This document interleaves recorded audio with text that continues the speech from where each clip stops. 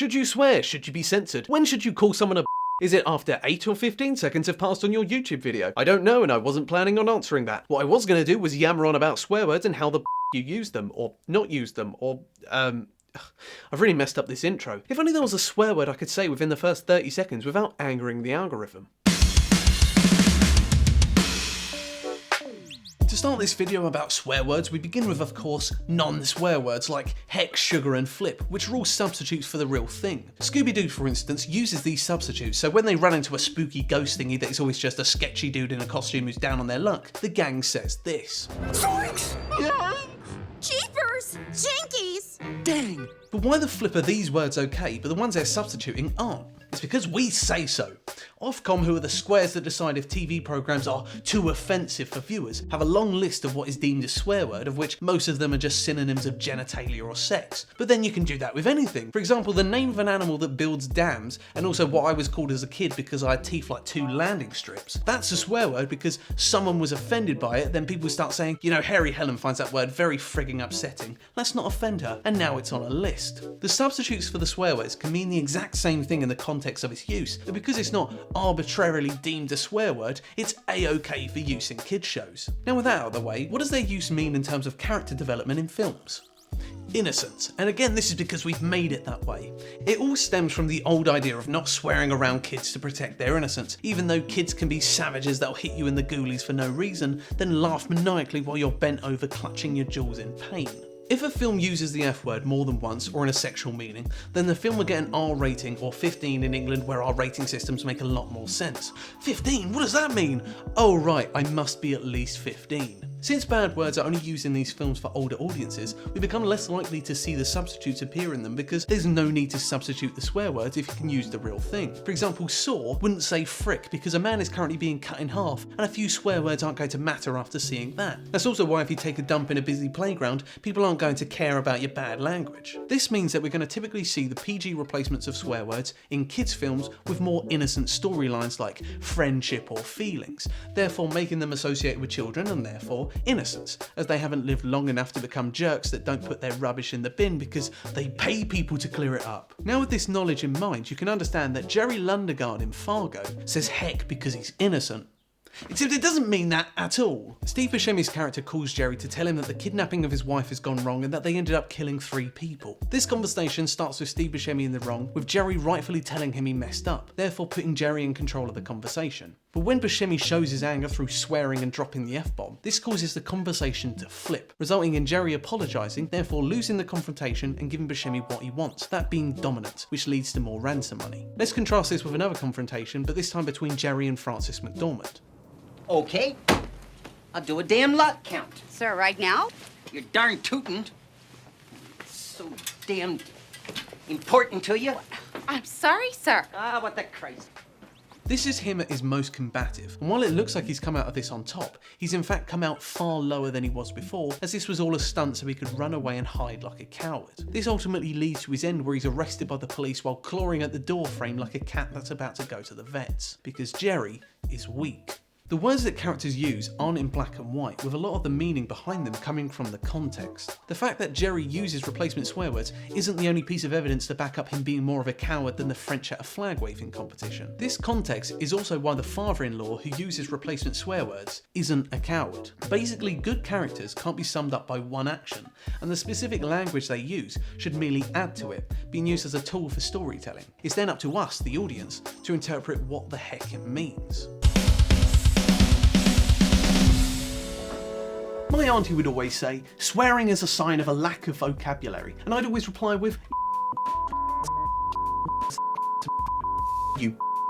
The first use of bleeping is obviously to swear without swearing, which means it's advertiser friendly. Companies want to make money, and the best way to get lots of money is to reach as wide of an audience as possible. So to do that, you have to offend as little people as possible. Since swear words are deemed offensive by privileged and probably white people that haven't had to deal with anything legitimately offensive, you typically want to avoid anything that uses them, since you'll lose money quicker than a rapper in their 20s with an IQ equal to the number of cars they own. So when a creator decides to bleep out swear words, they are saying to the advertisers, look at me, you I'm a f***ing good boy. Now give me money so I can buy a ludicrous amount of food that'll be stuffed into my organs so I can satisfy mine and other creeps on the internet's sexual gratification. But can't naughty channels just bleep themselves to pretend that they're advertiser friendly?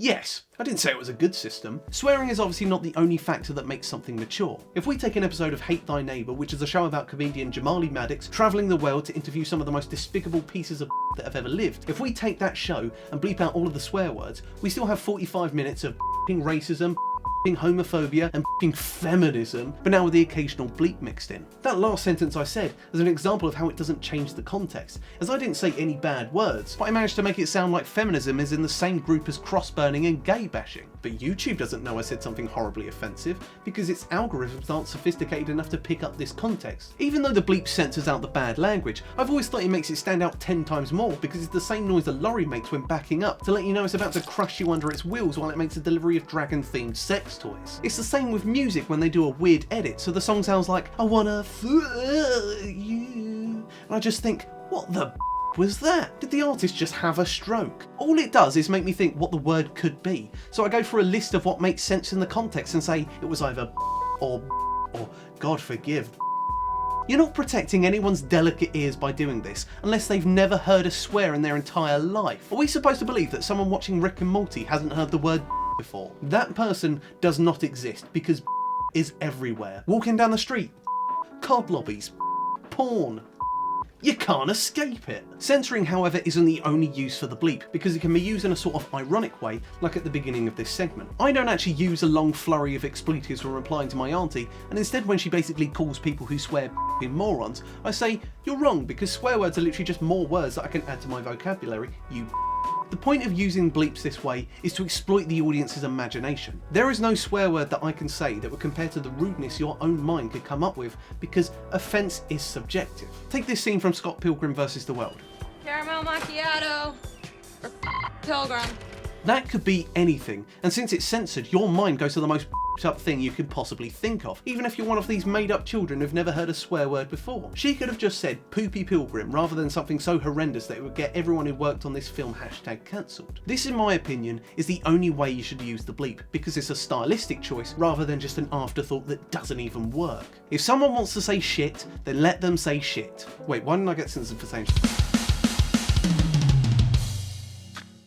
I remember back in the good old days when you could say shit and people would be offended. That shit, this is shit, stop chatting shit. It used to mean something, but now I guess all the snowflakes have melted because shit don't mean shit anymore. Back in 2021, YouTube lifted some restrictions on the use of shit in videos, now allowing the word to be used in the first 30 seconds. But then there's a lot of things we seem to be becoming desensitized to, and this is noticeable with film age ratings. Taxi Driver was released in 1976, and it has an age rating of 18 for some gun violence that is a bit graphic, little nudity, and quite a bit of swearing. So it's basically like a night out in America. Men, on the other hand, which came out in 2022, is about pervy men, to put it lightly, and it features a shot of a man who had jumped off a building. Another man, while putting his arm through a letterbox, gets stabbed, then he proceeds to pull his arm back, splitting it in two. A naked man covered in scratches pursuing our main character. Oh, and there's also a scene where the naked man gives birth to another full-sized, bloodied naked man, who then also gives birth to another naked man, who then gives birth to another naked man, who then gives birth to another naked man. All of this with close-ups of vagina, penis, and testes. That film's only a 15,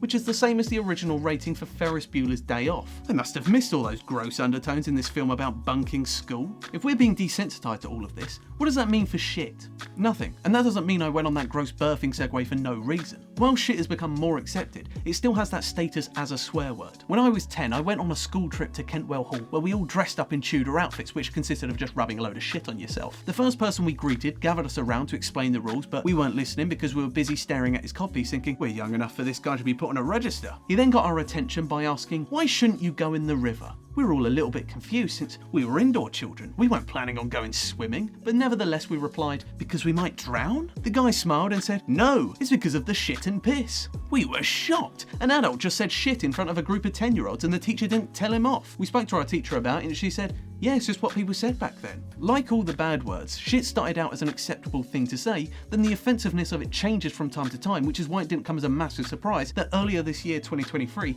YouTube changed their policy putting shit back on the shit list and stopping its use within the first 8 to 15 seconds. But then just 2 months later, in March of 2023, YouTube goes back on those changes, making shit okay to say again. Even though the impact of the word changes, it doesn't change what it's used for. When we found out you could say shit in Tudor times, it was like handing us a golden ticket, or at least a brown one. We just kept chatting shit all day. Careful of the shit and piss, Jacob. Harley, you've got shit on your face. Miss, Callum shit himself. This is what shit is used for. Kids. Because it's the first bad word most people say, so it's basically like the gateway drug of swear words. Unless you're not white, because then it's nothing like weed. It's naughty enough to make you feel rebellious, and not bad enough to warrant anything more than a slap on the wrist. In the film Son of Rambo, Will, who's played by Bill, is a religious good boy who doesn't swear, but Will, who plays Lee, is the rebellious kid who says shit. He's naughty and on the path to being a bit naughtier. But what does shit mean when adults say it? Nothing really, because it's just shit. When you're 14, smoking weed's cool, but when you're 25, you're just that guy who's boring to talk to that also happens to smoke weed. Cocaine, on the other hand, now that's a drug that's got some oomph. Just so we're clear, this is still a metaphor. What the fuck is fucking up with these fucking fuckers? You get fucked, then fuck off to fuck up some fucking motherfuckers. That sentence makes sense, even though 42% of it is the word fuck. What the fuck does fuck mean? According to the dictionary, it means to have sex with or to damage/ruin, which are two very different things depending on how you do it. It's a flexible word that can be used as a verb, an adverb, an adjective, a noun, and an interjection, so it doesn't really have a proper meaning to it. Here's a list of 50 uses for the word fuck that includes fuckface, which is just a generic insult that implies you blow people, fuck a duck, which is just general anger, and one of my personal favourites, fuckery, which used to be used as slang for a brothel, but now gets used when a magician does a really perplexing trick. What is this fuckery? How did you make the condom disappear? The word has so many meanings that I'm sure we'll have a few more in the years to come, like this one I've just made up. Fuckdoggle, which means a sexual experience that was a complete waste of time, like when I had sex with that magician from a couple sentences ago. All we need to do now is get the word popular by saying it whenever we get the chance, then all of a sudden it's in the English lexicon, just like the word slay. So if the word fuck doesn't really have a point to it, what is its use in film? If a character says fuck a lot and uses many of these different variations of the word, then they are a douchebag. Here's a video of Ari Gold's best moments from Entourage, and this is how it starts. Fuck you! According to IMDb, fuck is used over 1,920 times throughout the 8 seasons of the show, with most of them coming from this character who is a racist, sexist, homophobe, or in other words, someone who works in Hollywood. I mean, a douchebag. Let's break this down a bit further by looking at Wolf of Wall Street, which was notorious for the amount of swearing it featured, racking up a total of 715. Now this may come as a surprise, but Martin Scorsese's film is quite different to Entourage. Ari Gold is a douchebag, and the audience loves him because he's funny when he tells people to shut the fuck up, and he's meant to be idolised, hence why he keeps succeeding in life. Jordan Belfort, on the other hand, is portrayed in a similar way, swearing lots, being awful and fucking, but his story ends with him totally fucking up his life. He isn't supposed to be idolised, but yet he was by a lot of people. The film then morphed into a study of the audience in a way that reveals how shallow people can be, as they want this life of hookers and quaaludes, knowing they'd end up depressed and alone. The swearing makes up a part of this character and is integral to what he represents, which isn't just a surface level douchebag who's there to make you laugh, and it really shows that fuck can be used to make art with an impact. I'm now going to show you one joke told in 2 different ways, and up first is the man who made a TV show about himself fucking a lot of women while also humorously complaining. So I'm going on my vacation with my family. We pack up the car and the kids, and I'm clicking in the car seats, and I put the wife in, and I get everything set, and it's so much work to get a family in a car. I close the door for my wife on the passenger side. I walk around to the driver's side. That's my vacation. It's like a classic dad joke you'd hear at the pub. An old geezer is talking about his family while a few pints in. The old ball and chain is mad at him because he didn't do the hoovering, so he doesn't want to go back home just yet. But then he tops off his complaining with, "I still love her though." It's a cute joke. But let's see how it's handled by a man who you shouldn't say go fuck yourself to because he might do it in front of you. Parents live for the tiny vacations from their kids. The little tiny, like when you put your kids in the car and you close their door and that little walk around to your own door. It's like a carnival cruise. It's just the greatest. And you just stand at your door like, okay, fuck, that was bad. Fuck. Whoa, that shit was, what did I say? Fuck, that was bad. Okay, everybody.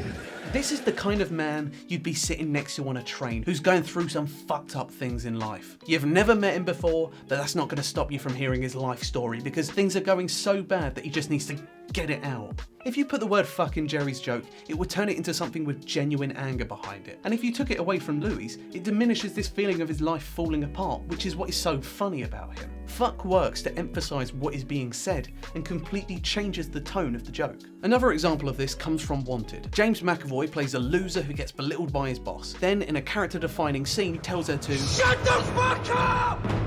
He switches the power dynamic, going from the boss's little bitch to being the top dog. Could he have done this without swearing? Absolutely. But again, fuck is used as emphasis. In this case, it all comes down to social norms, of which swearing in front of people, especially those who have more authority, is generally frowned upon. Him swearing shows how emotional he feels about this because he's willing to go against the system to express how he feels. This is the biggest use for fuck. It's a tool for displaying intense passion for whatever you're talking about, making it the verbal equivalent of a fucking exclamation mark, which goes very well with this next word. There are a few words with a shock factor quite like cunt. You'll often hear people saying, I swear quite a bit, but the C word is just too far. It's a vulgar word and you shouldn't call me that. But where did cunt come from? Well, he was born in October of 1998 and was given the name Perry. Ugh.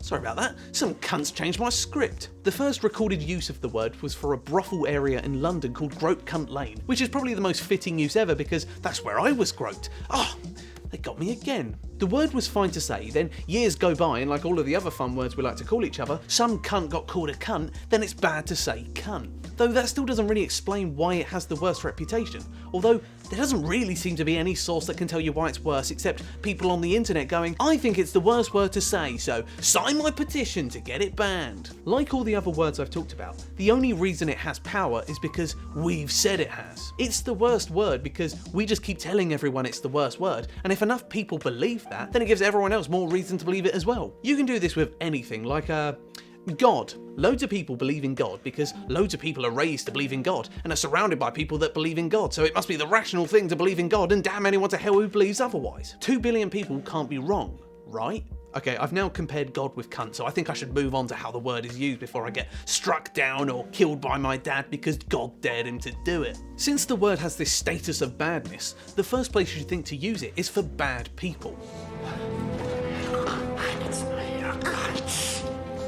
Wouldn't it be the same if he said minge or fanny or another of the many funny words we have for a lady's cunt? This is the scene from Silence of the Lambs where Clarice is walking up to meet Hannibal Lecter, and in a film about the most diabolical of serial killers, you need to set the right tone for such a meeting. These people are supposed to disgust you, which is also why the same man throws his salty surprise at Clarice like he's Spider-Man from a universe Marvel doesn't want to tell you about. If you're going to disgust the audience, then why not use language that most people find disgusting and vulgar? But cunt can also be funny. Take this clip from The Boys as an example. Remember what I told you. Don't be a cunt. One of the old comedy rules is to have a kid swear and also subvert expectations, because you don't expect a kid to say cunt, as that goes against everything I was talking about in the first segment about protecting the innocence of children. How about another clip, but this time from In Bruges? Harry, let's face it. And I'm not being funny. I mean, no disrespect. But you're a cunt. You're a cunt now. You've always been a cunt. And the only thing that's going to change is you're going to become an even bigger cunt. Maybe have some more cunt kids. Leave my kids fucking out of it. What have they done? You fucking retract that bit about my cunt fucking kids. I retract that bit about your cunt fucking kids. It's not funny because he said cunt loads of times, like that scary 13-year-old on the bus, but instead it's funny because you can feel his contempt at this person who is also an old friend. We've all had that mate who is just an absolute cunt, and you don't know why you're friends with them. It's just this funny, uncomfortable and inappropriate conversation that we get to simply observe. Here's another one from Shaun of the Dead. It's just... Ed doesn't have too many friends. Can I get any of you cunts a drink?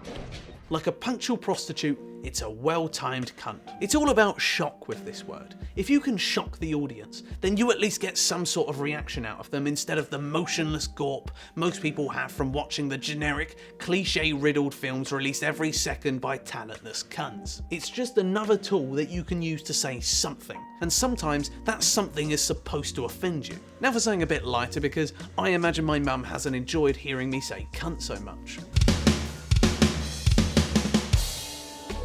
It would just be incomplete if a video about swears ignored the grand wizard of swear words, and as an able-bodied cis-straight male with the complexion of a smack addict in a snowstorm, I'm definitely the right person to be talking about this topic. These are words that should either make you feel uneasy or make you look over your shoulder when you start a conversation. I'm of course talking about the N-word, the F-word, the R-word, and cracker. There are more, but these are the main three, plus the one nobody should be offended by that I'm also allowed to say, but maybe not for long. The strange thing about these words is how they have the complete opposite trajectory to the other words I've spoken about, and like the elderly, they are generally becoming more offensive with time. The N-word has been offensive for ages, but cracker on the other hand has only recently started causing offence. Twitch started banning people in 2021 for saying cracker, but yet they allow whatever this is. What exactly is so bad about these words that we have to treat them like Voldemort and not say their name?